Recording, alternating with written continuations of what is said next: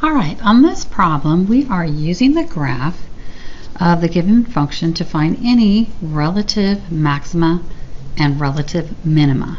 Now they call them maxima and minima, but basically they're the maximum and the minimum point on our graph.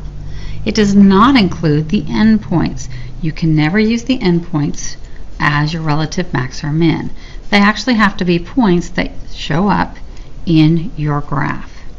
Now as we look at this, and if you're doing your homework on MyMathLab, or you're actually doing the review, and you're trying to find the relative max and min, it's sometimes worded a little bit different. So in MyMathLab, if we're looking at the maxima, we will look at the value. It's going to be at, this will be the x value. So at -2, because this is our high point of our graph, at -2, the max is, and we can see that we're a little off the graph, but we can see that it's about another square up, so we're going to call that 18, is 18. Now you could also write this as a point, as your x value and your y value.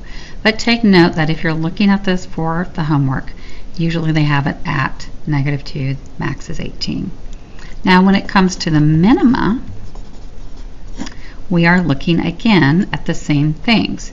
So it'll be an at, the at will be the x value. So here we can see our minima is happening here where x is equal to 2, so at 2. Our min is, and as we come down here we can see our minimum value is hitting right in the middle here. So between 12 and 16 we're going to have 14. So our minimum is 14.